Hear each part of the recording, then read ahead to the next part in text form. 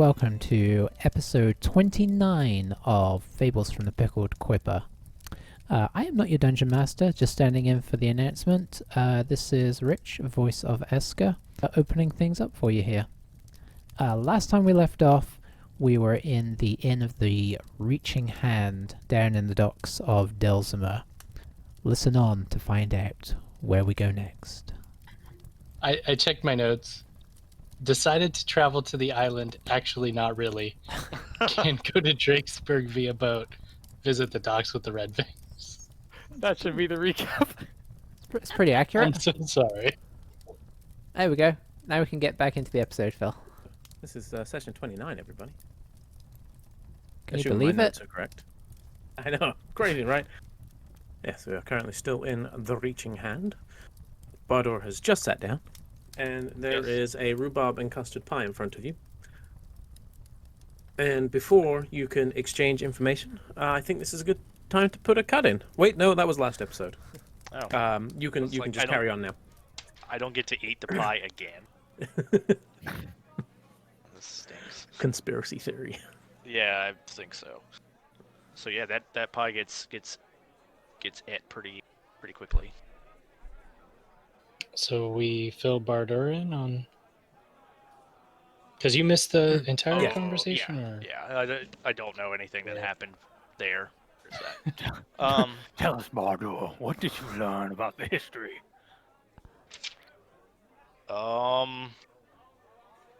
Let's see.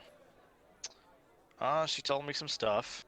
It was established. The town was established as Delzimer, crossroad town. And spell play caused it to become a port. There was a goblin incursion early on. That was about it.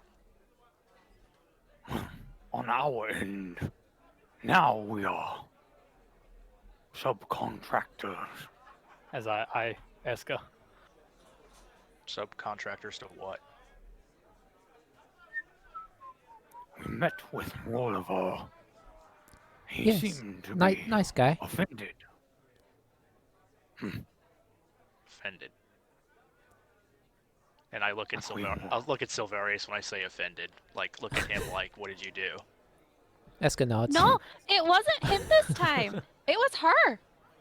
Eska, she almost got us killed. I think in fairness, he was more offended, if I may. I believe he was more offended at our taking his jobs. I mean, that too, but if we hadn't just burst into his meeting. Yes, it turns out he was a little more busy than I had anticipated. But, you know, it soon got smoothed over. And we got some work out of it, which I don't really want to do, but it seems like maybe we should. And this is...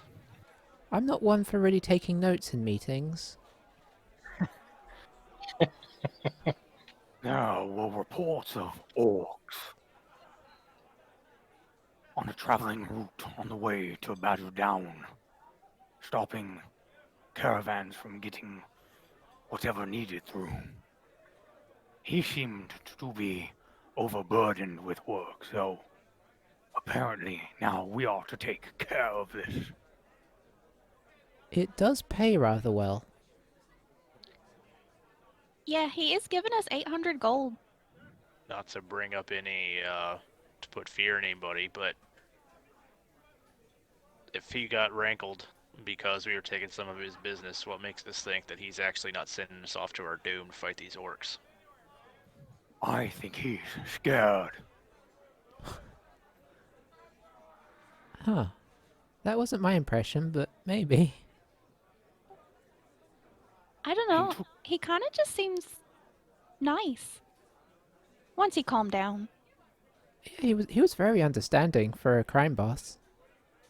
Crime boss. Are they a crime? Or are they like mercenaries? That was my understanding. What's the difference? Say, Well, crime lords do bad things and mercenaries maybe do good things sometimes. Well, it's a fair distinction, I suppose. Mercenaries, purely in it for the coin, can be swayed either way.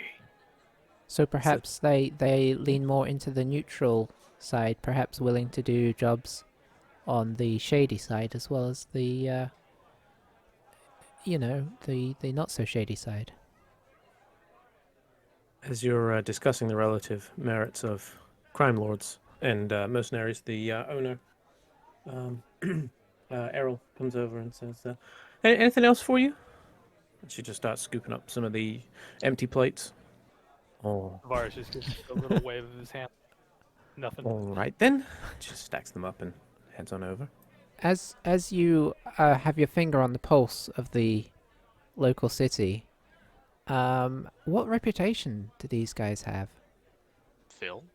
Oh, you know what I'm going to ask. I just really want James to roll a history check here. That would be correct. 1. Just go with the 1. Okay. As someone who enjoys history, this hurts my to the core. It's interesting because I feel like there's so much of you in Bardor. Apart from that, this is one area where you were just like, nah. So yeah, I got a 1. You get a 1. I guess it wasn't natural. It was a 2. Oh well, that makes all the difference. Yeah. I mean, you know of them, obviously. Right. There's literally nothing you could have rolled to not know of them. But as far as knowing their reputation, you didn't come over to this part of Delsma very often. You tended to stay more in the south side.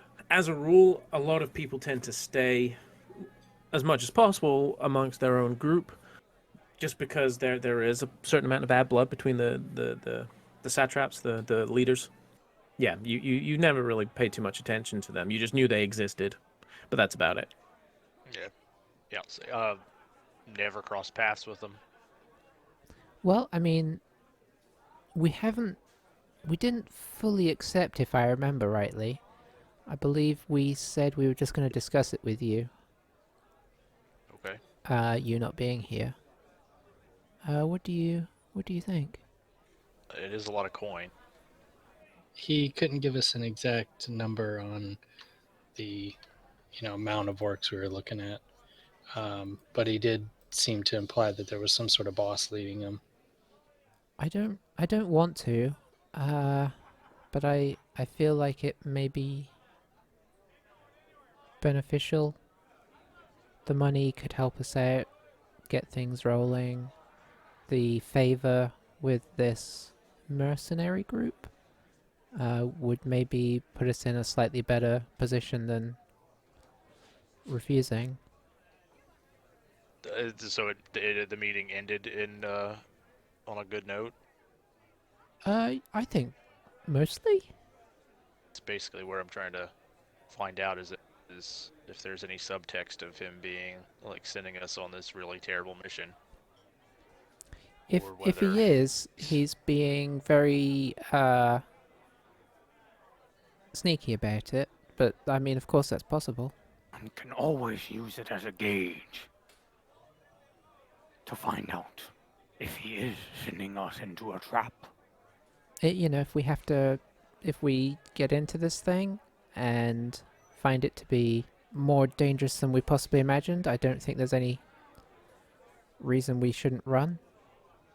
We'll attempt to do it, but we're not going to do it to our deaths, right? Any sort of time frame on this? I think it was just in as soon as you can, because it was something he hadn't been able to get round to. But I think, obviously it's cutting off trade, so I suppose the sooner the better was probably what he was indicating.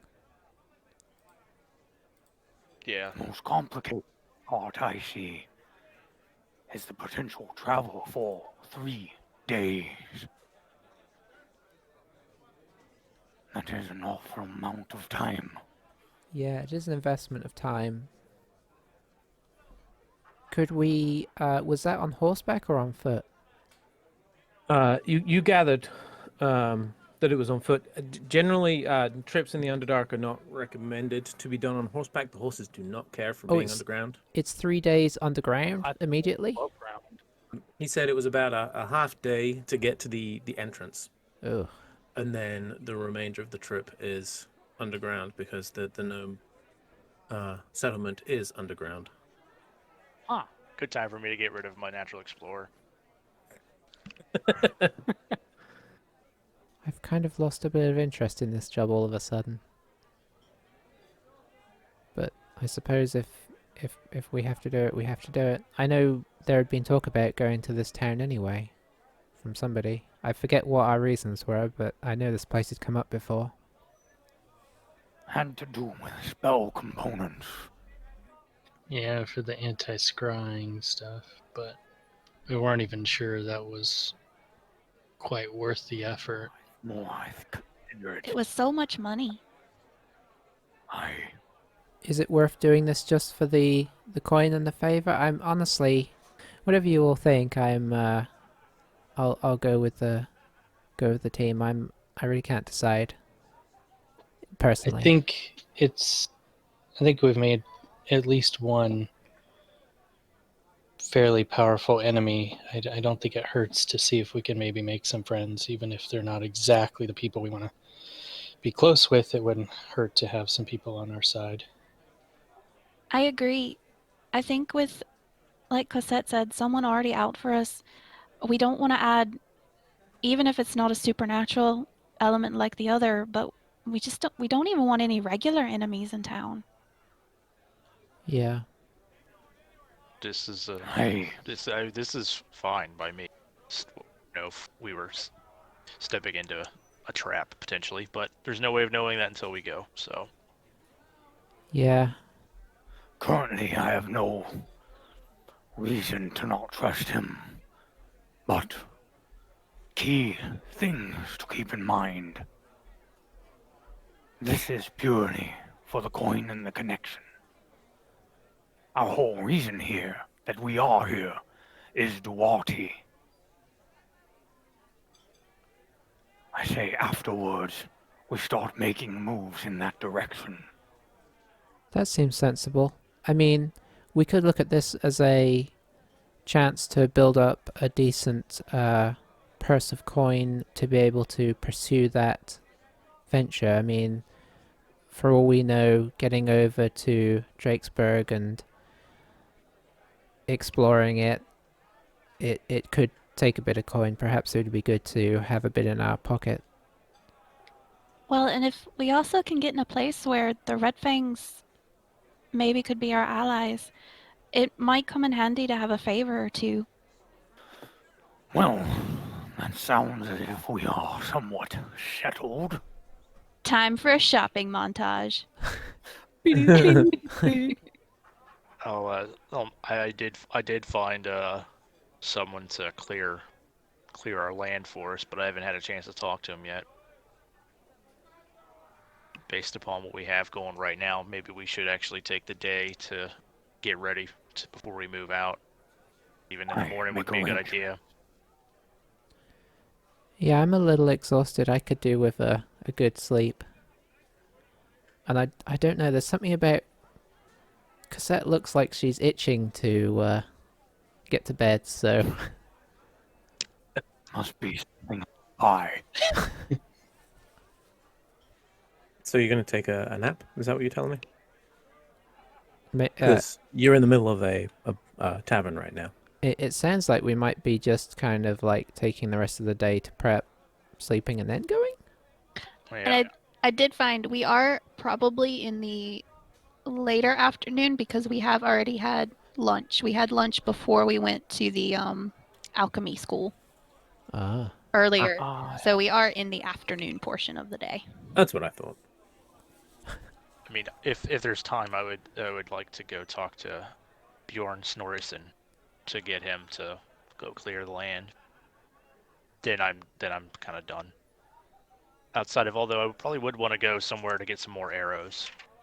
So Varius is going to, if we're all getting ready to kind of like settle down a little bit, so Varius is going to go check with Kaylee just to and maybe even the guards, ask about to inquire on the truth of the orc raids to make sure that there's like no like if no one else has heard about it, and then gonna go find familiar later at the Shrine of Morden. Do we need to tell Rollover that we're accepting this then? Oh, we probably do, and we should probably introduce you as well, Bardo. Okay. Just go over there What do and you- check the door, and he prefers that. Yeah, just barge past his Okay. guards and go right in. Doesn't sound like something anybody would like, but I don't look happy about being introduced to someone. So it's on my face. Eska doesn't Shocking. care. Eska just like drags you over and says, Where are we Sorry, meeting can we- after this? can we head back in? Rolliver asked to see us one more time. This time I'm actually telling the truth. You just see eye rolls, and the chap on the left kind of knocks and sticks his head in, and you hear some muttering, and then comes back out and opens the door and just gestures you in. Doesn't waste his breath on talking to you. Thanks. So I think we're going to go ahead and take that job if that's okay. This is the our friend who was away on business, Bardo. You see him kind of eye you up and down a little. Me or Bardo? I'm assuming Bardo. Bado. Yeah, I would just give him a nod whenever she says my name. You look familiar, but I can't place it. Very well, Bador. You have hitched your wagon to this group of misfits. Not unlike myself. And there's a little chuckle from his assembled throng. Good. I am glad that you will take this task from us. As I said, we are still nursing our wounds from our last encounter. So it would be most beneficial. As I said, 80% of our original contract will go to you. We keep the 20% for the finder's fee, as you say. I expect you to bring us proof of completion somehow. Exactly what proof you bring will be up to you. We usually do feet and ears, but whatever works for you. Well, I don't have a count of orcs. You could find any feet and ears from anywhere, so maybe be creative. Okay. But yes, for now, I thank you, and I see that you have already had some pie. There's some crumbs on Bardor's front. So I think your business here is probably complete. And he starts. He kind of turns to the tiefling on his left, and just begins muttering. You kind of take that as a dismissal. What kind of dwarf is he? You would think he would be a mountain dwarf. Okay. And do I trust him based upon his talk? Give me insight. Okay. Hey, it's not history. Yeah. I still have a -1. Well, whose fault is Right. that? Oh no, I don't. Oh my I goodness. was thinking it's wisdom, right? Yeah, it is. I thought it was Yeah. intelligent. Hot dang. Man, if you had a -1 in wisdom as well, yikes. Well, 7. Okay. So, you believe that he is telling the truth about his injured folks, and I mean, like it was observed earlier that the one kata there has very battered armor, and they look, like they've got sort of open, not like bleeding, but like clear scrapes and bruises and stuff. They've been through some fights recently, and so they do look tired. You do also get the sense that he is happy to be offloading this task, though. Obviously, why he's happy, you don't know. He's just happy. Yeah, so whenever we kind of gather, I'll just kind of whisper to the group that he's happy to be rid of it. So I don't know, there's just because they are so busy or whether this is going to be rough, but keep that in mind. I guess to him it's also free money. So I suppose there's that. Yeah, I was encouraged to hear at least him say that we were going to be getting the majority of it. So, what do we do first? Are we meeting at the Traveler's Respite when we are finished? Yeah, seems well enough. Get more done if we split off. Very good. And I stand up and kind of like real quick salute, hand to the chest, and I start marching out the door. So, Varys, you were going where? I was while heading through town, I was gonna stop by and just inquire with the maybe even LSQ possibly, making sure, verifying the orc raids, and then stopping by Shrine of Morden to um, just touch base with Kelly and then utilize the lower sanctum. Okay, yep. All right, so Severus is gone. He's had enough, and he has bounced. Scoop. What about the other four? I can probably do mine real quick and get out of the way. All I'm going to do is I'm going to head out of the city gates, and I am going to spend the rest of the afternoon a combination of just sitting up in trees, and I'm going to do a little bit of hunting just to make sure that my hunting game is still on. Basically, I'm trying to take advantage of the sky while I can still see it. Roll a D100. A D100, you say? Yep. 44. And roll stealth. 13. With Are you sure with disadvantage there. Yeah. Okay. As you're creeping, you're passive. You hear what sounds like a group of maybe four or five folks who are looks like they have set up near a small stream. You're sort of on the other side of the stream, but you kind of catch a glimpse of them. It looks like they've rigged up some sort of rope going across. They're sort of testing it to see at one of the more obvious places to cross the stream. And you stay. You don't think they've noticed you, so you're able to act if you see fit. Or as you see fit, I suppose, would be more accurate. Do they seem just like regular townsfolk? Make a perception check. That is a 16. Okay. You can see one of them clearly has a longbow on his back. One of them has what looks to be it's either a very thick quarterstaff or a long club. It's kind of hard to tell. That guy, he's tall. He's like looks human, but pushing like 6.5, maybe even more. Sort of similar to Severi's size. There's one person who seems to be dressed in some sort of robes. He's currently swilling from a tankard. And then they have one shady-looking fella who's just helping the archer fella with the rope and sort of testing it to make sure it works. So they look like they are equipped, you would say. And were they all human, did you say? You would think so. Maybe an amount of elf in there. Okay.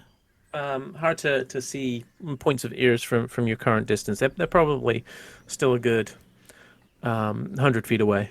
Despite personal curiosity, Eska will note them. Okay. Get that general description memorized in her head, but does not feel at the top of her game and is without any support. So she's going to diverge 100% in the other direction. Fair enough. And then also give me a survivor roll, please. Oh, 23. Okay. Your hunting goes very well. Given that it's just you and you're feeling a little, under the weather, you take, you focus on smaller quarry. But you are able to shoot down a couple of weasels, even a chipmunk, which was more obviously you're not looking for any food from that. It's more just the practice. But you were quite pleased with the chipmunk, given that it was a nimble prey. I may keep the chipmunk anyway to try and make into some kind of small mini bacon or something. I don't know what you could get from a chipmunk.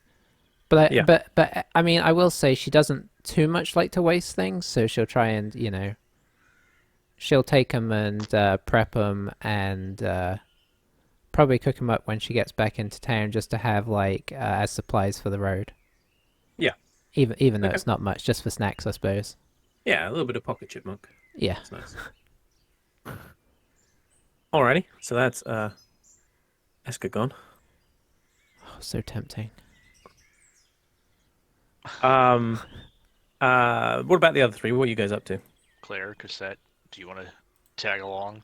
Since we are going to be gone for a minimum of potentially 6 days, if not more, should we take a quick inventory of our supplies and make sure that we have enough? Probably. I've got rations to last full time. And our healing potions, how many do we have left? I have a greater healing potion. And I have just one, so Cassette, how much gold do we have? Group gold 938. Do you think we should stop by Ingfriend's and maybe get a couple of potions? Phil, didn't I ask when we were there? I thought I remember him not having any. Yeah, I don't think he'd made any more by that point. Yeah, and I think we talked to him today, didn't we? Was that today? Oh, that was right. That was this morning. Man, Marpineth 19th. It's taken a while. It's taken like over a month. I know. Jesus, days lasted felt like a month. We're not aware of any other places that might have things like that, Phil, right? Is that the only place that would, most likely? I mean, you don't know. Right. Most of you know nothing about the town, really. So Hey, if Bardor. I'm just gonna don't look at me. Shall Rack I your re- brain and see if you could remember the I'm gonna history roll of a the history. town and see. Yeah. Phil, I'm gonna do it. Don't make me do it. But I'm gonna do it. Okay. We could always just spend the last couple hours of the day shopping or whatever. I mean, we could look around. Haha, 16. 16. You actually think that regular healing potions may not be that hard to find. There's clearly the alchemical academy here, so that produces alchemists. So therefore, finding people who make potions of healing probably not too hard. You're not going to get the same rates you get at Ingfrim, but you should be able to pick them up. Basically, in the once you sort of get out of the residential areas and into some, like the shops often tend to cluster in Delzimer, so you'll have like a bunch of houses, and then you get like a little cluster of shops and a bunch of houses and so on. There's a fair chance most areas where there's a little cluster of retail areas that you'll be able to find someone who would have some potions. Okay. Well then, let's just maybe we can look around here. Maybe they've got something close by. Sounds like a plan to me. I want to go to Semlins to get some more arrows, and probably talk to this Mason, this Bjorn fella, and get him and his crew to start clearing out the Pickled Quipper for us. Claire has nothing specific that she wants to do, so probably she will just tag along with Bardor wherever he goes today. Cassette? Yep. Same. Okay. Alrighty, so you guys all leave. That's it. Everyone's gone. Bardor, I'll work on the assumption that someone's going to assist you here. So roll investigation with advantage, please. 14. 14. Okay, yeah, you're able to find. There's a little retailers that just says Osgoods on it. That's all, just Osgoods. But it, based on the there's like a hanging sign in front of it that just has like 20 different random items just sort of painted on there, so you get the impression it's kind of like an all and sundries kind of deal. And as you head in, little bell rings as you go through the door. And inside is just it's a mess. There's shelves piled all the way up to the 8-foot ceilings, and the shelves are just full. Oops, I've thrown my pen. The shelves are full of almost everything you could imagine. There's no sense of order here. So as you look at the shelf, that's sort of as you open the door, it doesn't actually open fully. It opens about 3/4 and then hits the first shelf. And so you kind of squeeze it through the door. And then that first shelf is, you see like heavy cast iron pans, books, you see random just bits of parchment, backpacks. There's some rope. And this is just the trend throughout the store. It's not a very large store, but it's made to feel all the smaller because you have, like I said, these sort of 8-foot towering bookshelves. Or not bookshelves, just shelves. The air is thick, just with dust and with sort of mustiness from goodness knows what. Possibly that thick pair of boots you see off to your right that looks like they're still caked in, hopefully, mud. As you kind of take a couple of steps in, you see, or rather you hear, from what you assume is the back of the shop, I'll be right with you. One moment. And you hear a loud bang, followed by some cursing. Hello? And you see, peering over the counter at the back, there's a sort of a green-skinned, small humanoid wearing a sort of moth-eaten suit that was not made for him based on how poorly it fits, but it's like a 3-piece suit. So he's got like this nice, well, once was nice suit with a vest. He has a monocle. Yes, can I help you? Hi. Oh, hello, dear. We're looking for healing potions. Healing potions. Right. Yes, I think someone gave me a delivery the other day. What? One moment. How many were you looking for?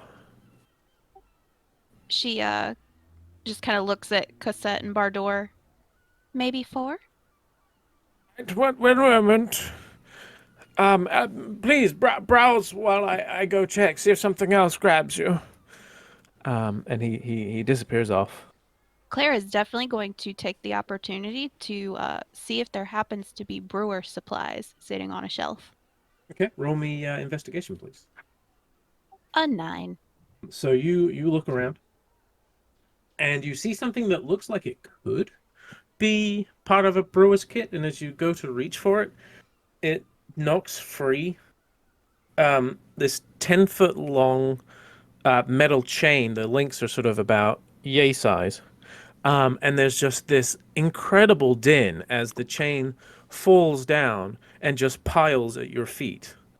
And you just hear this, oh no, in the sort of emerges from the back. And Claire then when definitely squeals while it's happening. and it's one of those things where like it started and there's no real way to stop it, but it just keeps falling. As it keeps tumbling and tumbling down. And then eventually it stops, and then you look, and it wasn't even brewer supplies. It was just one copper pot that had caught your eye. That doesn't look like on its own would really achieve anything for you. In the I'm sure the deafening silence after the noise stops, she just kind of whispers out, "Sorry." It's all right. My own fault, I suppose. Bador, Cassette, you looking for anything while you're there? Cassette is not looking for anything. She's like picking things up with 2 fingers and like looking under it. She's a little unsettled by a lot of clutter, so. But not looking for anything in particular. Okay. Yeah, me either. I'm just looking around. A couple minutes later, he pops back out, and he's got a small, a very small chest, about what would be like 6 inches, with a little clasp on it, and he flips the clasp and opens it up in front of you, and you realize now he looks taller, and you suspect that he may have there may be a stool that he's now standing on at the back there.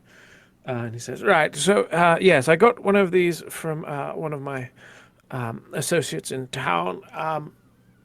And in it, there's three regular healing potions, just from and then Bardor, you would recognize the fourth one in there as a greater healing potion. So these are what I have in stock currently. If you want the four and the case, the case was designed to hold them and protect them in case of, being dropped or whatever. After some clumsy fellows had come in trying to claim that they should get a free one after they broke the first one, I made inquiries, and obviously I wasn't going to fall for that nonsense. They could have drunk the thing and then broken the vial. I wasn't born on the previous day. Anyway, I got this to try and prevent that. So it's a little padded box, you see, and the vials fit in just so. And he demonstrates by just pulling it out, putting it back in, pulling it out, putting it back in, and you see it looks snug, good snug fit. And you can see that the top is also padded as well, so the vials fit very neatly in there. So yes, would this meet your needs? Do you think? It's very nice. Yes. But how much is it? Well, let's see.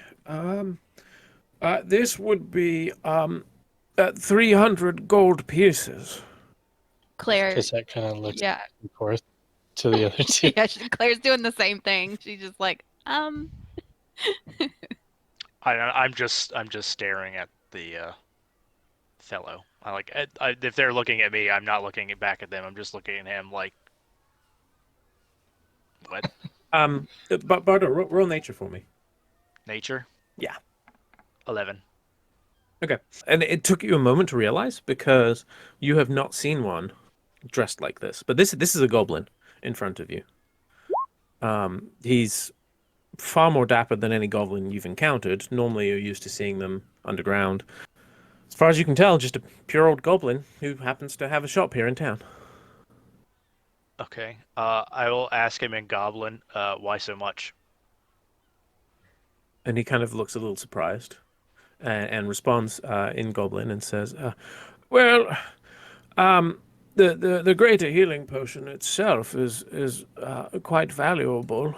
Plus you have the 3 regulars, and then you have the carrying case, which will protect your potions. And obviously you can place other potions inside the vials at a later date once you've drunk them, and protect those ones in the future too.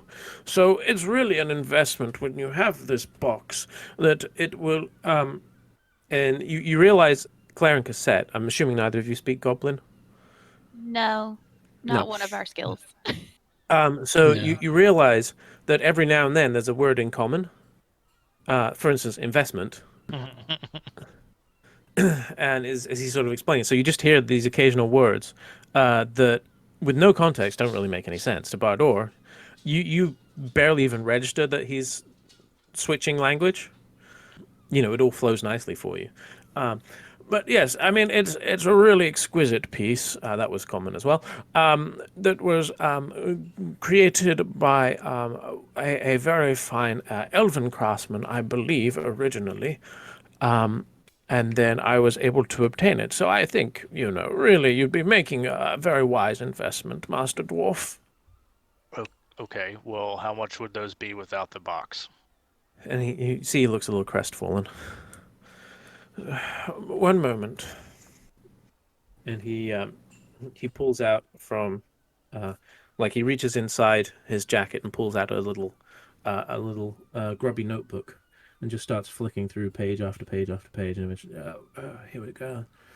It would be 280 gold for just the potions. Did I look over at Claire and Cassette? Have you switched back to common yet? Because it was just exquisite was the only common part, sorry. Just the one word. Oh, yeah, I mean, I look at them. After... I would have asked in common how much that stuff was. In that case, yes, you would have heard him say 280 gold for all of them. Just the potions. You think going on a mission that was dangerous, that we aren't exactly sure what we're getting into. I'd rather have extra and pay a little bit more for it than be without. And if the box is only 20 gold extra, Yes. Well, I mean, technically the price of the box is more. It's discounted when you buy it all as a package, you see. Cassette pulls out the coin purse and gives him one last look, but she's fine with that price. Claire, just kind of shrugs her assent. She is not familiar with the ways of money, so.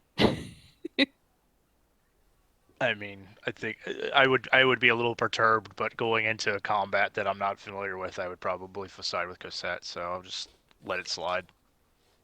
Claire, as you see him take the money out, or rather, as you see Cosette take the money out and start handing it over, just for a brief moment, you see something a little bit more feral in the goblin as coin is placed in front of him, and he sort of manages to recompose himself as he remembers himself. Like Bilbo with the ring? It's a little like that. Yeah, a little like that. It's just the sort of the, yes, money. And then he has to sort of catch himself. Did I notice that? No, you would not. Okay. And I suspect Cosette did not either, but let's just check. No.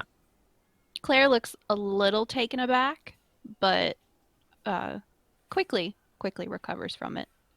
That's probably a good thing that Bardor is, so let's just leave it that way. Well, I do appreciate your business. Do remember Osgoods for future purchases. We do get quite a bit of business from our friends, the Red Fangs nearby. I had mentioned this piece to one of them. I hope then they weren't coming back for it. That would be awkward. Oh, we're friends with them too now. Oh, well, splendid. You can help mend that over if they were indeed planning on making purchase of this. I would not like to make enemies with them. Yeah, they like us. Good for you. Well done on making friends. He seems a little confused. I leave at this point. I'm done with it because once I realized he was a goblin, I was just like, nah, I'm out. Was there? He sort of vaguely waves at Bardor's back. Was there anything else, my dears? Claire looks like she thinks she's about to ask him, but then she looks at the box, and her face kind of droops a little bit. But then she just shakes her head. No, I think that's everything. Oh, thank you. Well, I appreciate your business. And you hear the tinklers of the bell above the door as Bardor leaves and start to head out yourself. And then you hear footsteps behind you as you head out, and you hear the clink of chain as he lifts up the chain and starts trying to push it back onto the shelf. And then you hear a distinct sneeze, followed by the sound of about 10 foot of chain landing back on the floor. Claire's face goes beet red, and she hustles faster out the door. Alrighty. Severus. Oh. So you're stopping at Ilescu's, you said? I figured that would be a good place to start. Captain of the guards and all. Yep. Okie doke. So, Severus, you head over to the Nagra guardhouse and are informed that Ilescu is in his office. And you knock probably quite firmly, I would imagine. Of the closed fist, kind of like. Yep. And you hear from inside, I'm up! Yep, come in. Open the door. And Ilescu sort of propping himself up on his arm like this. A little sort of red in the eyes, bags around the eyes as well. He's like, oh, hi lad, you again. Come, have a seat. What can I do you for? He steps forward and doesn't think is he just remains standing. But a moment of your time. Just a curiosity. Aye. Are there, or has there been trouble with the trade route to Badger Downs? Seem to remember something about that. Aye. I heard from. I think it must have come from someone over in the harbour district. I mentioned it to one of my lads who was over at Fulworth. But aye, yeah, I heard that they weren't getting stuff through, something to do with orcs. And is this problem severe? Well, insofar as there's a lot of trade that goes between. The gnomes are fearful cunning. I think they figured out how to, they're not going to starve down there. They figured out how to get by without food deliveries and whatnot. But they would certainly benefit from having just regular trade back and forth. There's some of the gnome families have representatives here in town, and they obviously don't want to lose that connection as news goes back and forth. But also, you get the stuff they mine out comes up. Some of it's raw, some of it's worked. So there's people here who would go without work if it was not re-established, that road. Plus, I mean, it just doesn't do to have roads covered with banditry. I mean, like with that Kai, that big thing you brought in before, monster thing. Chimera. Bless you. That, yes. Best to know your opposition. Well, it wasn't my opposition, so it's fine. But yeah, that was blocking off road. So when we have stuff like that, yes, it's good to get rid of it. Are you looking into getting involved with that? Perhaps. Mostly just checking the legitimacy of it. Oh, aye, yeah, it's legitimate. Very good. In a similar vein, is there more work around Delzamur? We are currently looking to increase our coin purse. He kind of looks vaguely around his desk without actually... He's just looking without seeking, if that makes sense. Like that he's not trying, or he's just kind of like just looking. He's just sort of like tired. Looking, and yeah, it's. I mean, there isn't exactly a lot of effort there, but yeah, you know that you just woke him up, although that's not unusual for him. In fairness, I don't have anything on my desk right now, but I'm sure we can find something. Maybe come back tomorrow, and we'll see if we can find something for you to do. I'll probably find a bit in the budget. Just keep it in mind. We may not be back for several days. All right. I mean, yeah, if you're going all the way to Badger Down, you won't be. But yeah, that's fine. I'll see if there's anything. Check back with me when you're back in town, and I don't know. Maybe there'll be another chimeral when you come back. I just kind of stare at him blankly. He stares at you blearily. Right. Well, anything else? I've got more work to do. Nay, that is all. I turn around and I shut the door semi-aggressively. And you hear, oh, that's good. Kelly, you said? Yes. Let's hop you over to Kelly then.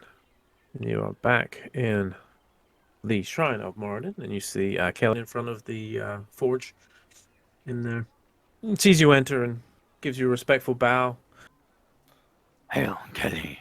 What, did you need something else? My needs are but a moment of time in the cellar.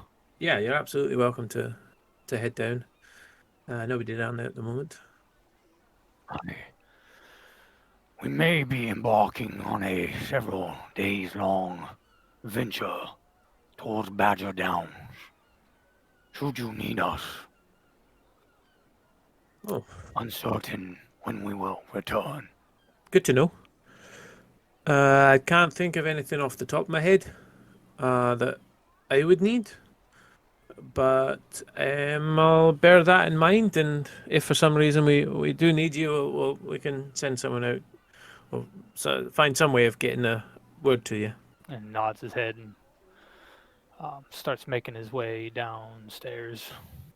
Head on down there, and he takes out the collapsible brazier and sets it up on the ground in front of the sword and fills it with his charcoal.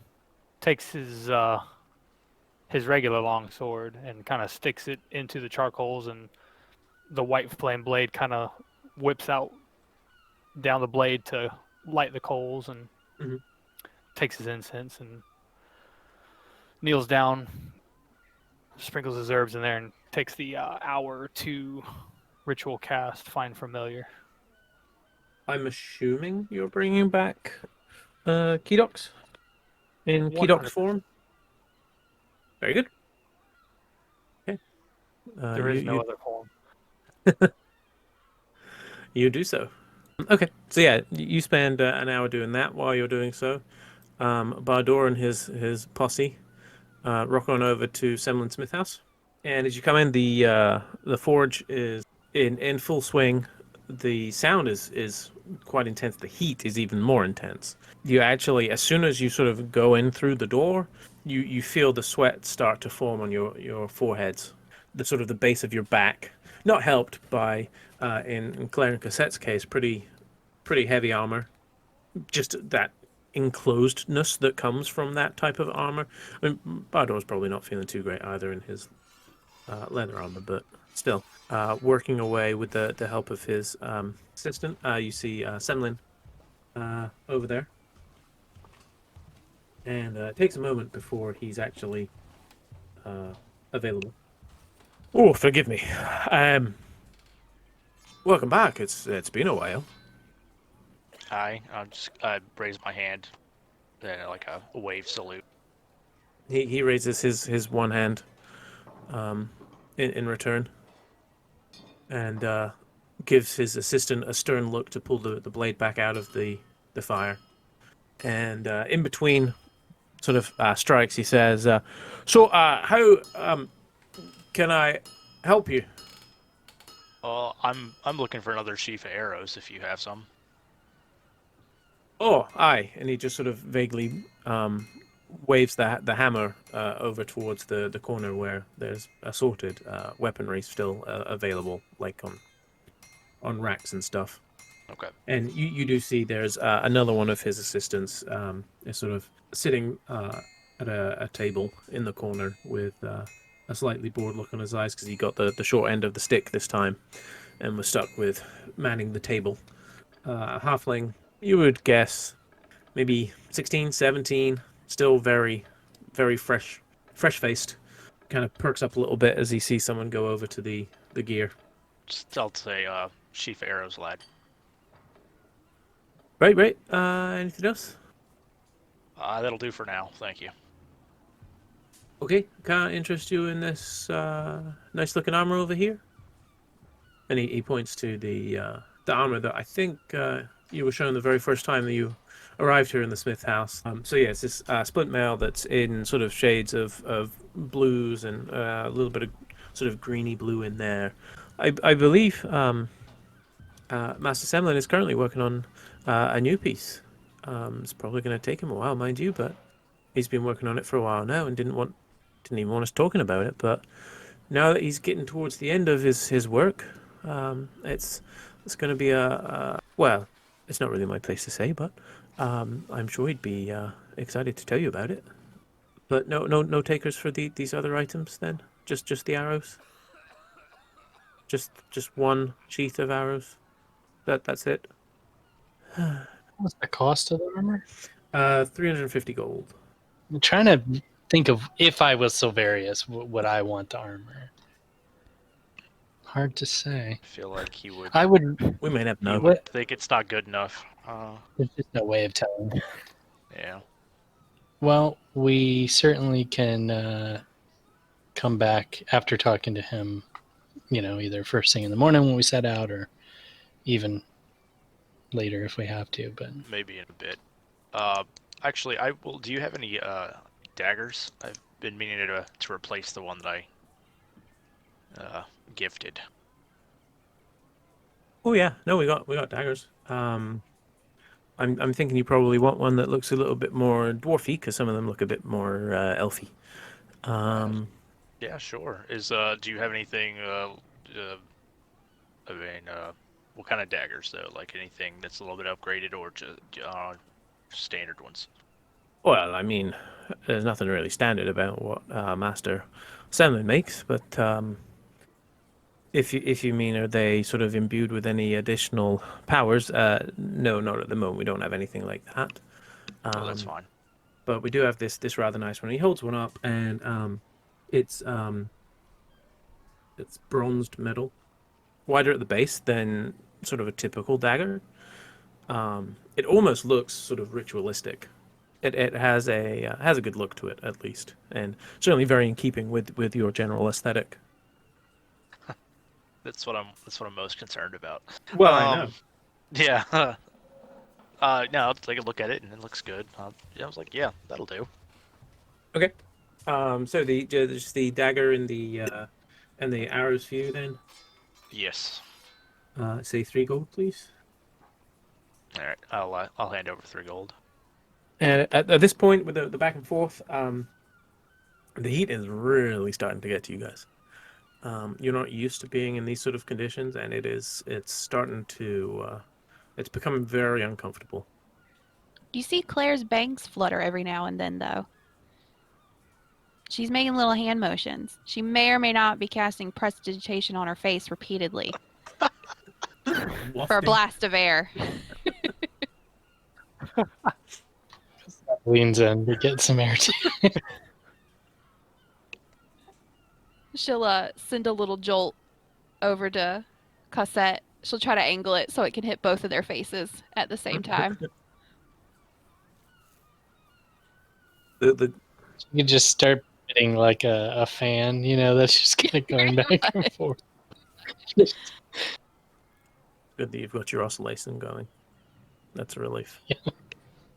Are you guys leaving? Are you stepping out then? Yeah, definitely. Okay. Yep. Well, I will give a goodbye to Sim, since he is a dwarf, a fine dwarf. Yeah, I'll say thank you very much. Hope to see you again soon, and I'll do another wave.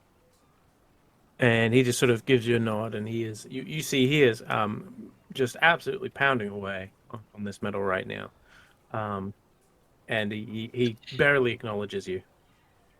No, and Phil, yeah. sorry, what was the read of the salesman? Well, that wasn't Simlin that was trying to get us to buy stuff, right? Yes, that was correct. the apprentice. Did it look like they were just having a hard time, or was it, he's just trying to do something for accolades, trying to make a sale? What you mean in terms of just? Like the way you said it, it looked like it wasn't just like a sale, maybe that they were I see. I don't know, or something. You suspect that may have just been possibly boredom on his part, kind of getting the short straw of not being actually involved in the crafting process today. He's been lumped with handling the sales portion of the smithy, and therefore sitting around waiting for people to come in. It's not a particularly thrilling job for him. Yeah, fair enough. So an opportunity to try and push something on people would, and maybe earn some brownie points. Esker, you head back into town as sun's coming down. I'm going to make one little addendum. Yes. I'm going to try and get back to the place where I saw them. Okay. Knowing where they were, once I get close, I will go very quiet. I just want to see if they're still there doing what they were doing, or if they've moved on. Just out of curiosity. Roll stealth for me. and then perception. 18. Okay, you feel stealthy. And then perception will be 14. So as you get close to the stream where you found them before, you don't see any sign of them at this point. But because it's dark, or at least getting towards dark, looking back on the far side of the river, maybe another 200-300 feet, you see what looks like a fire burning, Okay. like a controlled fire, not like the forest is just disappearing. Possibly some music drifting in the air. Okay. Okay. I will. You said how much further beyond the where I saw them at the river was that? So beyond the river, it's probably another 200-300 feet. It's kind of Okay. hard to tell. I'm gonna wander over to where they were at the river and just look at Okay. see if their contraption is still there. Yeah, it's visible. There is just a. Was it literally just a kind of effectively a tightrope that they set up? You think it's more like a trip rope. So there's like an obvious sort of crossing place in the stream river. Okay. And you get the impression that they've tried to set up this to trip up people who are crossing the river at this point. Interesting. Yeah, sorry, in my mind before I was thinking it was going the other direction and that the river was more fast flowing and that maybe they were using it to cross the river, but it sounds like the river's pretty low and they strung it up in the river. Is that what you're saying? Like kind of across it at at like a ford point? Yes. Yes. So it's if you have your river thusly, let's Mhm. say, then it's coming across like this. Oh, so it and is it's going. Oh, the ford or it's the a- rope? both. Okay. And the rope is submerged. It is Oh. attached to the side of the river you are on, Mhm. to a tree, but well hidden. And then you can see it just goes to the other side and comes out, and again is disguised. Esker is fascinated, but puts that bit of interesting knowledge at the back of her mind and heads back into town. I think. I'll share that with everybody at some point. Just the fact that I saw it and just let them know. Just out of interesting knowledge. So anyone doing anything else other than heading back to the Traveler's Respite? I mean, I'd like to go and talk to Snorri, or Bjorn Snorrison, sorry. Okay. Yeah, you can do that. It's going to take a little while to get across town. It's a different part of town, but you're able to do that. Are you bringing your barderettes in tow? I mean, I will ask that if they want to tag along. Definitely don't have to. This hasn't been the most exciting adventure, I understand. Claire has nothing better to do, so she'll tag along. Because, I mean, I've basically been in silence, so I don't know whether they're talking to each other or kind of talking to me, but Yeah, we're like chatting. I haven't really said much. Unless you are specifically going to be talking to me, I'm not going to be saying much, so. So don't expect a good time. I asked if you wanted to come. I feel that's a pretty big step, y'all. Yeah, that's huge for Bardor. Dude, it's really opening up. Yeah. So you head over to the Alondran section of Delzimer. A Laundrin? Yeah. Asking around. That map will be there someday. Oh yeah. Asking around, you're able to find the location of Mason Power. Yes, that's right. They're called. I forgot that they were Mason Power. Oh dear. I did too. I wrote it down, Of all people. but I forgot. That's great. Unlike a lot of buildings in this area that are wooden, this one is made of what looks to be some sort of very polished stone, and even the door is stone. The sign Mason Powers is carved into the stone. You see this nice sort of thick dwarven door at the front. Do you see light inside through the window? So you assume that He is open for business. I guess I will knock and enter. Okay. Can't really hear it, and it hurts your knuckles. There you go. Makes sense. All right, just go in. Okay. Yep, you push it open. And inside you're met with a nice warm glow. There's a fireplace off in one side of the room. The rest of the room is actually pretty sparsely decorated. The walls inside are also polished stone. There is a vast desk made of stone. Behind it, there is a stone chair. There is one sculpture that it's standing so that you can see it from the shop window. It's basically like got two faces to the statue, one facing out to the road, one facing into the shop. Sitting in the stone chair, you see a stout, auburn-haired dwarf with a rather grand mustache, and just sort of looks up and says, "Oh, hello." Hello. Hi. I was, and we were recommended to come here by Kaylee. He says you've done some work for him before, and he sung your praises. Oh, okay. Yeah. Yeah, I know Kaylee.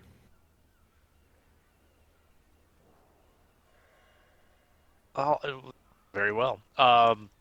So we have come into possession of the remains of the Pickled Quipper, and I was wondering if perhaps you could help us do some clearing of that land.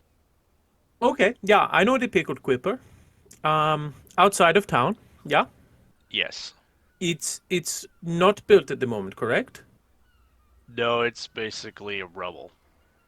So what I was hoping you could help us with is kind of cleaning up the property, setting stuff aside that could maybe be useful, and taking away anything that's basically not worth anything. Potentially do some building later on. Oh, I see. Okay. Clearing up will take. You hear the sound of stone scraping on stone as he reaches down to what you assume is a drawer in his desk. And he pulls out what appears to be stone clipboard. Wow. He pulls out a piece of chalk and then starts writing on this stone clipboard and sort of crunching some numbers. And you see him sort of like counting on fingers and stuff. And he's like, okay, so probably take, say, 10 day to clear the land. Oh no, wait. Are there still bodies in there? To my recollection, they are gone. Am I correct? Asked Claire and Cosette. Would we remember I that? I thought I don't remembered recall the bodies personally. being gone. I thought I did too. Sounds like a history check. Oh gosh. Yeah, that's the only way to solve. Somebody else do it. All three of you can roll a history check. Oh, good gosh. But only Bardos will count. Wow, an 8. No. Great. 2. I'm eventually gonna have. There's 7 total. I'm eventually gonna have disadvantage on my history checks. That's not bad. So Mine's I have a eight. +6, and he is a -1, and we got the same roll. Like, That is D&D, everybody. You. this is why I don't care about that +1 on the stat. Yeah. That's fair. So you're not 100% sure. You think it's possible, and he sort of senses your hesitation. He's like, okay, well, so if there's still bodies there, we're looking at probably 2 10-day, because then we gotta extract them, and that takes time. So Yes. if there's bodies, we'll say 2 10-day, 500 gold to clear it. No bodies, 1 10-day, 200 gold. And then we get to keep the materials that are there. And then we can maybe talk about what you want to do with your land. Okay? We were kind of thinking about keeping a hold of that material. Is that something that you do standard, where you keep that? I'm gonna be honest, no one really asked for it. So I suppose you can have it. It's usually kind of a perk, but you know, it is yours. Well, if there's a fair bit of it that's reusable, then I feel Oh like yeah. No, that could be used. Yeah, you could reuse that. Yeah, we could figure something out, I reckon. okay. Do you want a portion of this up front, since we're not sure what we're getting into? Oh yeah. Let's assume that people have come and claimed they're dead because it's been a while. You It know, has. Yes. there may be some people who weren't claimed. That's possible. We will cross that fjord when we come to it. Um, but let's say 100 gold up front, and we'll start working, and then we go from there. How's that? Uh, Claire Cassette. It's all right. Claire just kind of shrugs and nods. Yeah, do we have the ability to clean up some? Like, that's a big price difference. Perhaps we could take care of the bodies if there are there, but I guess I don't remember them being there, so. Well, you But see, Yeah. it's not just that. We were also, dealing with the taking care of the mental health of our workers. Um, this is it's quite traumatic. If you're going there, you're thinking you're gonna move some blocks and some wood, and then oh, there's a body. So we try to take care of them. They get a spa day if they find something like that, and then I have to bring in someone else instead to do the work, and then I have to bring in the priest to consecrate everybody. Um, and so there's lots of things like that, and because we don't necessarily know who they are, we give them burial rites as close as we think they should have. So for some, that is just burning on a pyre. That is not very expensive. For others, it is building a mausoleum, which is a little pricier. So it may not be the full 500. We'll see. If you have, 20 dwarf bodies in there, it may be more than that, in fairness. If you have, just like, say, a half dozen tieflings, I believe it is more typical to go with the pyre option for tieflings. That will probably not cost you that much more at all. So, we don't know. yeah, maybe we can discuss with the rest of the group, but that sounds like a plan. I don't know that we have to make a decision today, though. I actually will. Yeah. I'll say, can you excuse me for one moment, Bjorn? Okay. All right. So I'll step back and talk to Cosette, Claire. Say, well, since this may be a little bit more expensive than what we thought, do we want to speak with the Silvarius and Eska on this? Because this is something that could be helpful down the road, but it probably shouldn't be a distraction. Yeah, I agree. I think I'd like to get their counsel, and while they could be working on it while we leave, I think, it's not something that couldn't wait until we got back and made sure we got the money from the mission first. This is very true. Um, Agreed. I think our pockets should be a little more padded before we go down this route, maybe. yeah, I would. I mean, yeah, I have. I think that's a good idea. And yeah, if it came down to it, I'd rather have that armor to take with us than spend the money, on restoration of the inn.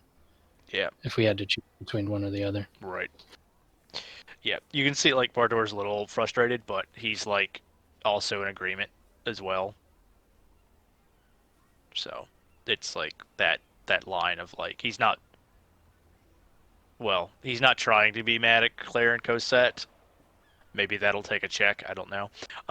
But yeah, it's one of those things where like he's a little miffed that this is probably going to be a little bit more expensive than he thought it was going to be. So, but then I'll be like, well, Can I do, Phil? Could I do like a retroactive insight just to like as I was hearing that? I mean, I'm not very insightful, but like just to see if is that kind of standard. I mean, I don't think they're trying to like. Didn't sound like they were trying to overcharge us, but I mean, that seems a little. I don't know. Just hearing it made me. Go ahead Wonder, and roll. Yeah. Is that like a That makes sense. normal? 13 total. Okay. You don't feel like he's necessarily trying to take you for a ride, and you get the impression that he's quoting 500, but based on what he was saying, he's actually hoping it might be less than that. That's just sort of like maybe that's like his go-to figure, and then it's negotiable based on what turns up. Yeah, like you'd rather put us a little bit higher than right. Than yeah. Which you actually like just thinking about it from your encounters from dealing with merchants and stuff. It's kind of unusual for them to like give you a quote that is higher than expected and then come back from that, rather than like normally if someone's going to be shady, they're going to quote you something low and then come up with a bunch of reasons why it needs to go up. So that actually does reassure you a little. What is a little disconcerting is just how jolly he is while talking about dead bodies. And it's a little hard to tell if that's just him or if he's the secret necromancer. I see. I hate that up. Yeah. I mean, you doubt he's a necromancer, but you know, it was very sort of casual and chipper. But I mean, he's probably not a necromancer. But that doesn't mean that the idea didn't get into your head. Nice. An evil necromancer would want me to believe he was a friendly merchant. Well, of course. No self-respecting necromancer is going to want to be identified as a necromancer. Yeah, and actually you kind of look over at him and he just sort of waves back while you're in your little huddle. Can I ask him before we leave how many people would your crew take to clean up a job like that? I said it would take, a 10-day or possibly 2. What is your crew size? So for something like that, I'd probably bring 10 people or so. We need to, we have equipment for lifting the heavy rocks. Various pulleys and winches and whatnot. We have to get the carts to carry things around. So yeah, usually it would be about 10 people. So yeah, I mean that's why it is, what it costs, because you're hiring 10 people for 10 days. Or potentially as much as 20, depending on what we're finding and how many bits of people we have to pick out. So, I mean, that's kind of our standard. And I did take the liberty, and you see he has another slate that he's been writing on. And his writing's very nice. It looks, like it's dwarf script, so it's all very angular. But he's writing in common. And he's written out, like, the basic terms of a contract in the time that he wasn't waving at you. And, just kind of goes over the sort of talked about possibilities. No, what name do I put down here, please? Just for future reference. If I understand you may be a little hesitant because I do have ears. But I don't know what to call you guys. Hand of Aegis. Oh yeah, okay. I think I may have heard of that. And so he writes that in the there's a little sort of empty spot there. And he says, "Okay, so I will keep this on file. If you guys want to go ahead, you just let me know." Okay. One last question. Yeah. If we were willing to do some of the work ourselves, and maybe you had to hire less people. We plan to be very busy in the near future, but if we do have some downtime, is that something you guys would consider, and maybe lowering the rate if we helped do some of the work ourselves? So here's my experience. I have worked with owners before on site, and typically what happens is they change their mind 20 times about what they want. They change finishes, they change dimensions, they get in the way. They think they are able to lift something up that they're not able to lift up, and then it breaks, and then you have a bigger mess to deal with. And it's nothing against you. I don't really know you, but as a rule, I tend not to do that just because I know my crew. I've trusted them and I vetted them, I have found that usually bringing other people in just causes more trouble. Fair enough. You know, it's nothing personal. You all seem nice. No, just exploring our options, that's all. Okay.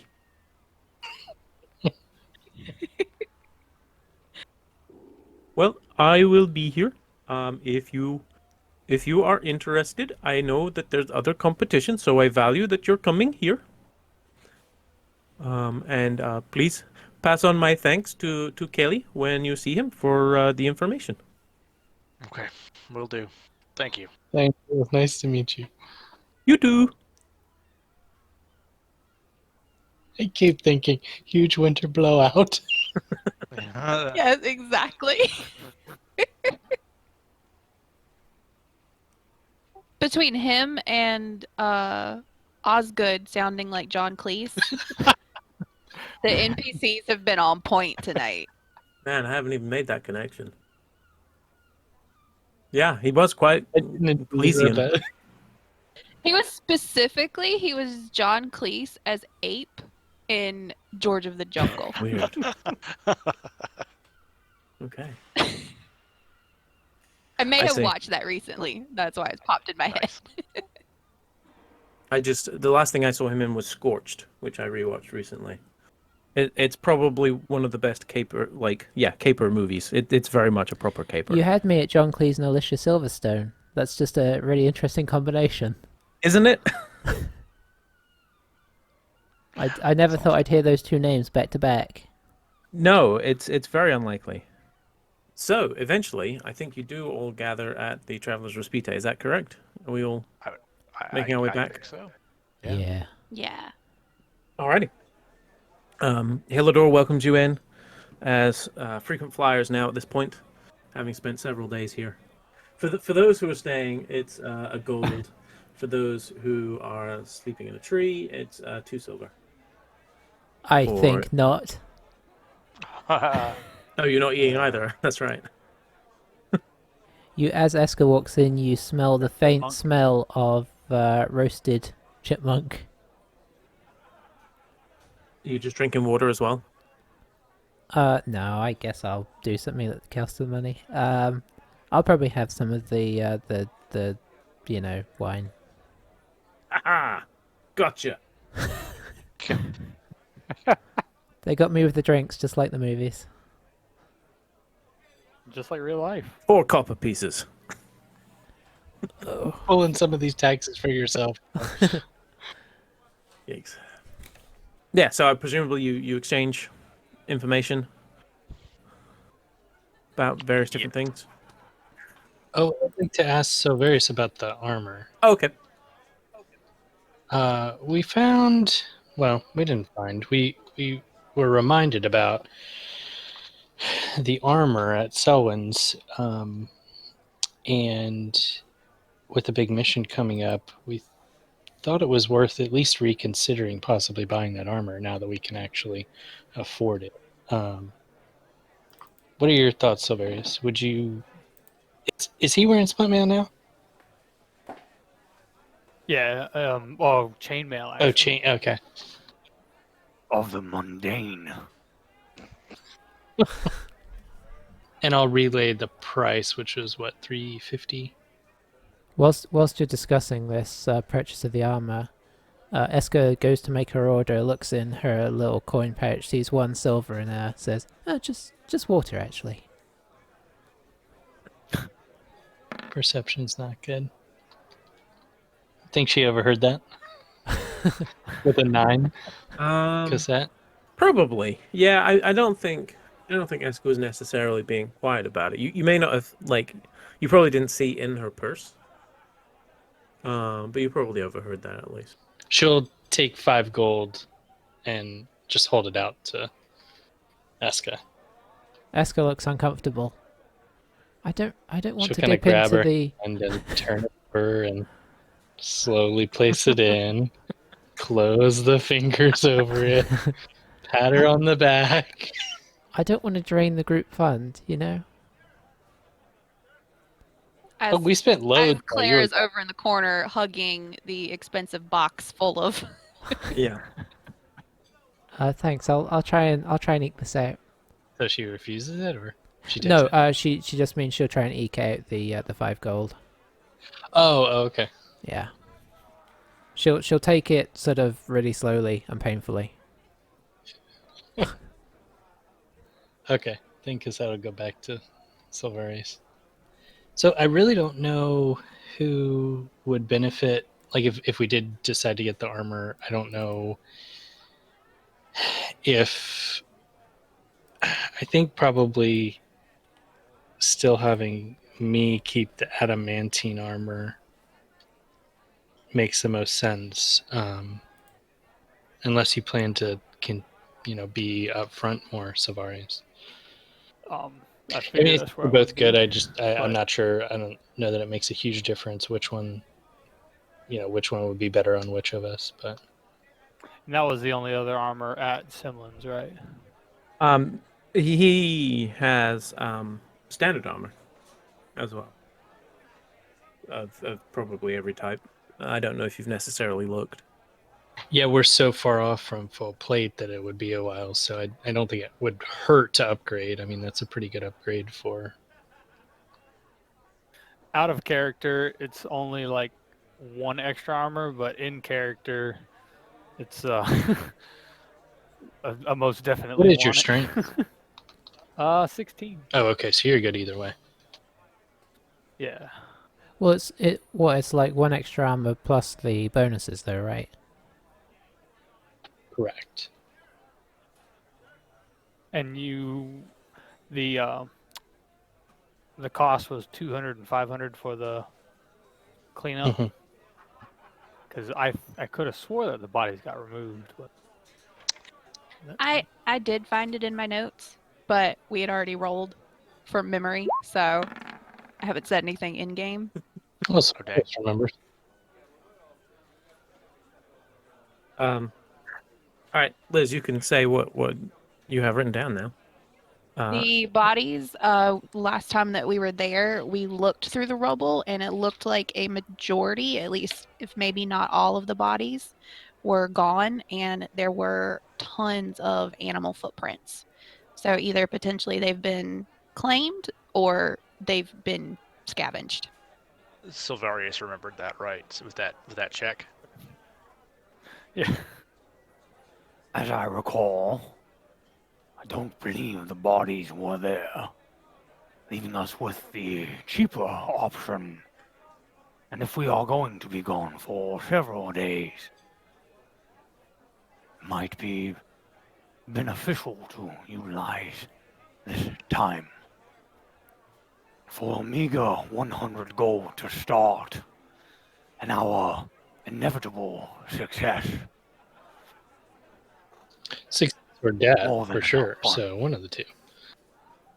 And the 100 gold doesn't affect us for the. It's not like we can't buy the armor if we decide to do the 100 gold to start. So Sounds settled then. 100 gold and armor. yeah, because that's pretty like. She comes from a, not a uber rich family, but one that spends money. And she's kind of like, they were business owners. She understands like the spend money to make money. So she's all for buying the armor. But I mean, if we want to hold off, I understand that too. But And Savaris often just says stuff expectingly, used to being having command and authority. I mean, you'll see, like, whenever Silvarius actually says, like, just put the money down, Bardor actually kind of, like, perks up a little bit, like, not, like, super happy, but, because, like, there was a complete expectation that, like, this was not going to get started anytime soon. Okay, so then I'm actually going to ask Eska some details. So, did it seem like that those guys might have been bandits? That's kind of It was like hard. the vibe I'm getting. It was hard to entirely get their intentions. If they were bandits, they seemed a reasonably merry band of bandits. I kind of left it where it was at, but I just figured it was worth reporting in case we any of us run into them again. Perhaps bandits, perhaps I guess fellow adventurers, maybe. It's plausible, I suppose, that the tripwire was kind of either a deterrent or early warning system to their own, to keep them safe. But equally, I suppose they could have set that up and then hidden and used it as a way to trip people up and take their stuff. I didn't feel it wise, though I was curious to try and glean more today. So, was that going like south, like going towards like the Pickled Quipper then? I assume so. I probably would have gone out that gate, seeing as I know that direction pretty well. Yeah, that seems reasonable. Perhaps on our return we can check in with the locals and see if they've heard of any issues right outside of town. If they have, maybe we have a head start on knowing what's causing it. Right. I mean, I would say that we could report this to Captain Eliscu, which maybe we still can, but I doubt they're going to do anything about it. Yes, once it's outside the city walls, they don't seem as worried. Are we heading north on our journey? Yeah. Okay. Yeah, you would be. Yeah, if we didn't have our impending traveling to do, I'd say it might be worth scouting out tomorrow. But if we scout it out tomorrow, find that there is something going on, who knows what kind of a rabbit hole we'll end up down. So I figured it was worth at least mentioning to you guys. Keep you in the loop. Perhaps when we return from the job, we could actually check in with Rolliver and see if he knows who they might be. Seems like he's got his ear to the ground, and doesn't appreciate people stepping into his turf. So maybe he'll either know or be curious to find out. I think I will have that wine after all. You see Hillador, having just dropped off your walk, roll eyes a little bit and fusses back over to the I the put an bar extra and pours copper up in. I give her 5 coppers. Hillador is very appreciative. That's as much of a tip as I'm willing to go. I understand. Hey, it's 25%. Pretty good. Well, that's fair. So, sleep for the night? Yes. Tree? Before we go to bed, Claire is going to ask, does everyone have at least one healing potion on them? Savaris nods. Yeah, I have 2. I have 2. I didn't have any before we bought some, so I'd like to take at least one out of that. Yeah, Claire has one extra that she had before, so she's going to take it out of her personal pouch and give that one to Cassette. And she'll just carry the box with the 3 and then the bigger one in it. Okay, no problem. So this will be going into day 12 or 13? Yeah, one of those. We're almost at 2 weeks. All right, you wake up. It is Marpineth 20th.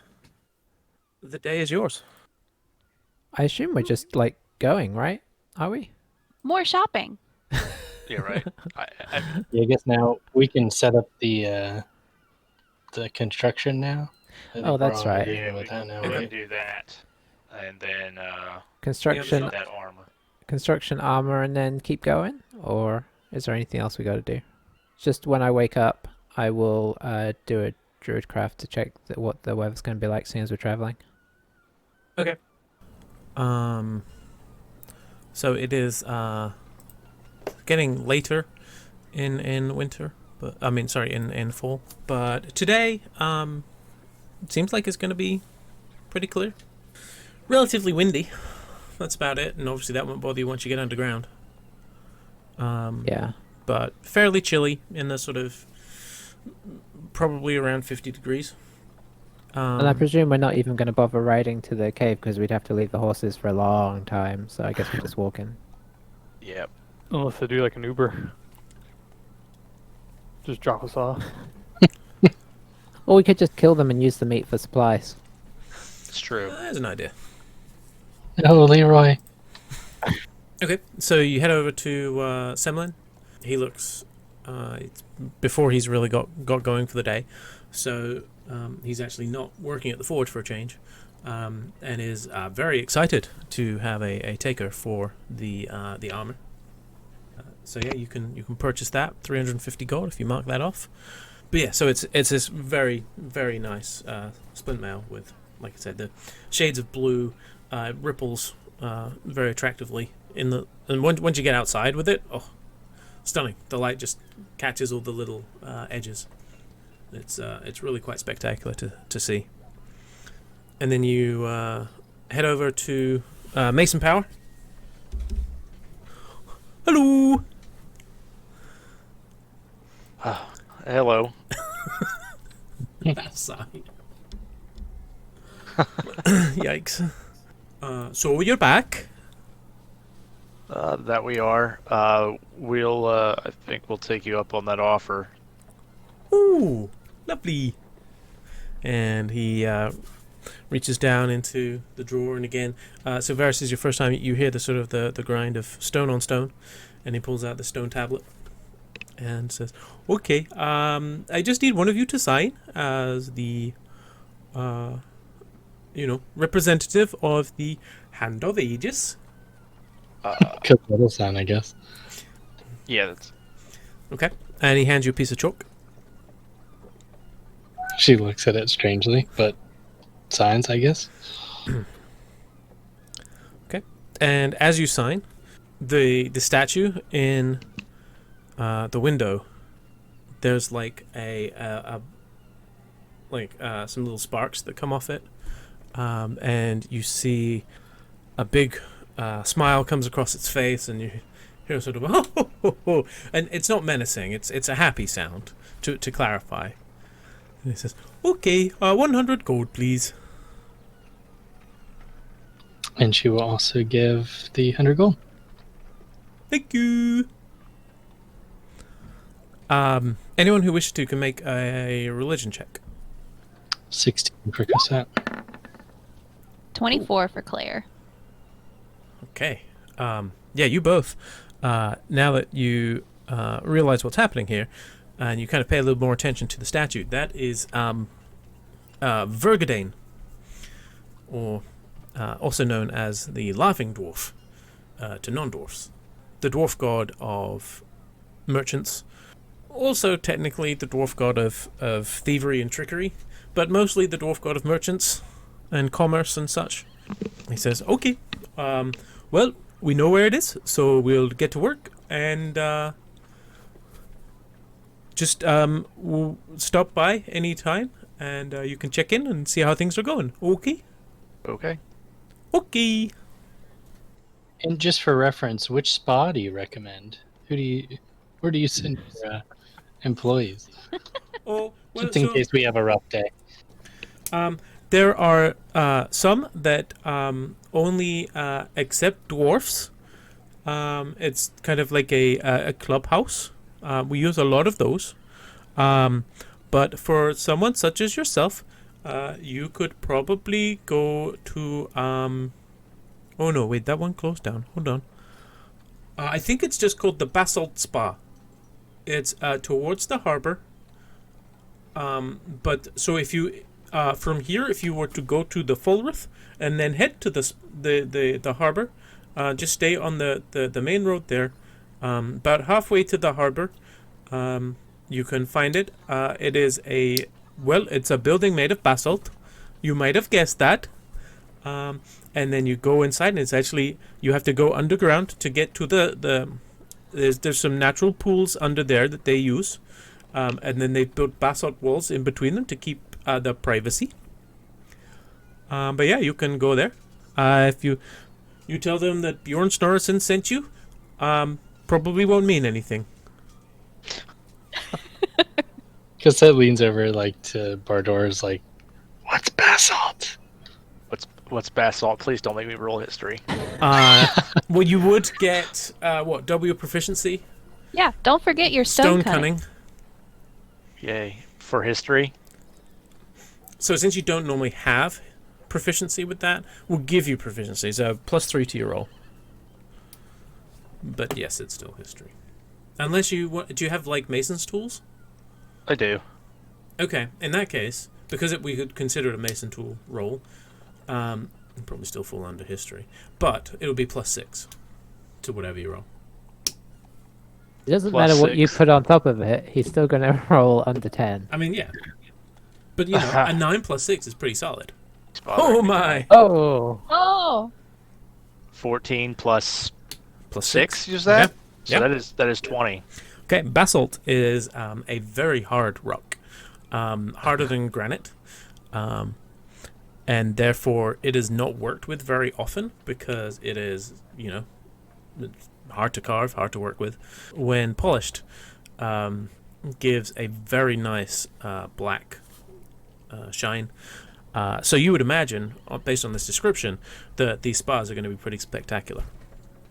Alrighty, so you head out of the north gate along the path, and actually the path you're taking is the same one that originally would have taken you to the fight with the Chimera. And Claire, as you realize that, you kind of give an involuntary shudder as you remember a dark day for yourself. But the journey is relatively uneventful. Eska, go ahead, roll survival for me, please. That's going to be a 5. It was nice knowing you guys. Your search for Oh, for my foraging? foraging does not go very well. It's very windy. I keep finding berries, but as soon as I go to pick them, they just fly right off the stems. Yeah, it's hard work to really pick things out because of the wind. Stuff's blowing around a lot. You find a couple of mushrooms that you think are probably safe, but generally it's not a great day for foraging. It's not a particularly warm day, and with the wind blowing, it really takes some of the temperature off, especially now that you're outside of the protection of the buildings. But the first half day, getting towards lunchtime, is relatively uneventful. And then eventually you come to a fork. One way leads off west, further towards Bardor. That leads towards Earthheart. Okay. Earthheart. And then there is a turn to the north, and that you can see not far from the turn. You see some foothills, what looks like the end of the path. And as you head that way, you see the path just descends down into a hole in the rocks. You see, placed either side of the cave entrance on little just little stone columns. There we go. We'll go with column. On this little stone column, you see what looks to be looks like a candle, but as you get closer, you realize that there's one, the light is far too bright to be a candle, and secondly, there's no wax burning. It has the appearance of a candle, but it's definitely much brighter. And so there's one on each side of the entrance. And as you look down into the cave in front of you, just almost as far as you can see down there, you see another one. So you feel like the path is going to be laid out by these bright, weird, candly things through the cave system. Eska, you take a second and just sort of look around. The sky looks appealing. You kind of take it in for a second, and then as a party, you head down. The darkness is it's kind of intense. Like behind you have the sunlight, but that quickly fades off as you get away from the cave mouth. The ceiling of the cave is probably about 20 or so feet up, 25 feet up. Jagged.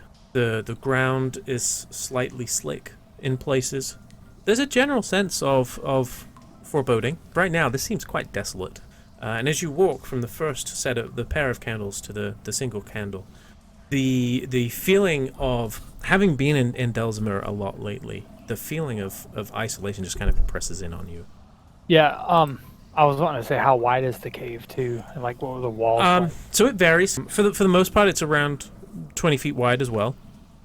In parts, it goes up as wide as 30 feet. Like, the walls are rough. And again, also, frequently you can see there's just drips coming down from unknown sources. So, what do you do as far as light sources? Because right now there are two of you who are only able to see based on these candles that are emitting light for about 20 foot of bright, 20 foot of dim. But they are every 100 feet or so?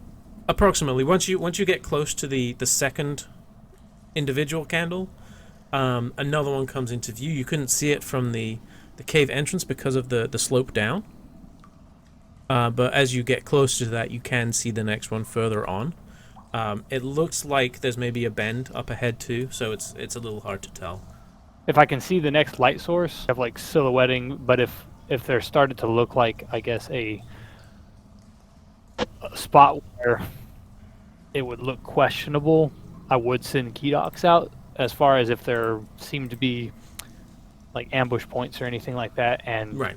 have Kedox land and just literally like Kedox would touch a rock, and I would channel light through that to blast the area with light as a clearing measure. Yeah. And then if it looks good from our distance, just kind of like dull it back down if I needed to, and making sure we just don't walk into something crazily.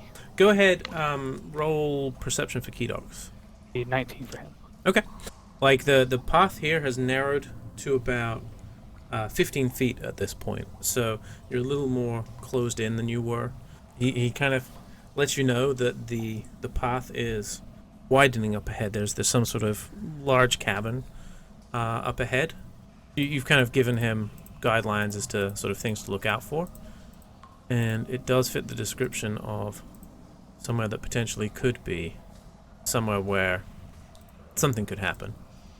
As before, you have him like cast light on one of the stones, and you see there's some stones in front of him, and he channel your light through that, and it lights it up.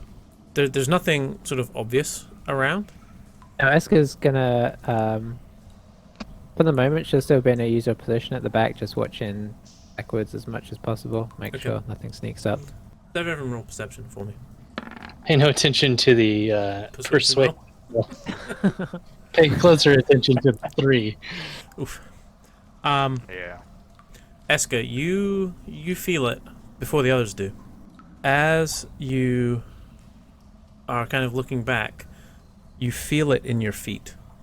Right in front of Kedox, there is suddenly a loud rumbling sound, and out pops a bullet. Right in front of you guys. And before you can react, it leaps over, and, well, it's gonna land on you. So I'm gonna need everybody in everyone here, these 4, please to make me a strength or dexterity saving throw of your choice. Give it 7. 17. 21. 11. Okay. Cassette and Claire. So you see this creature. It is a large. Let's for image purposes, let's start with a badger. Then make it 10 foot long.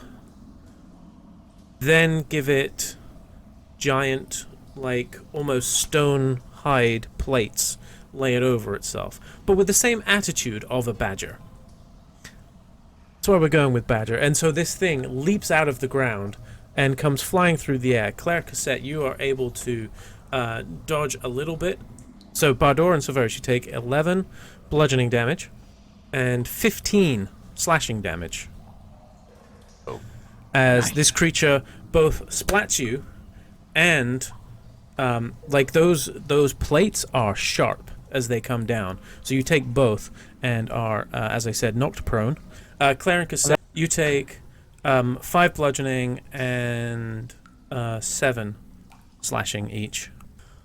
And we will pick up here next time.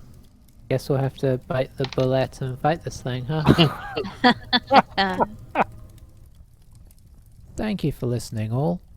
A bit of an exciting end there. Looking forward to seeing what happens next time. Do drop us a like if you can. You can even comment if you're on YouTube. I don't think you can do that if you're listening to the podcast version, but if you're listening to the podcast version, just keep listening. You're doing great. We'll catch you all next time. Thanks for listening. Bye-bye.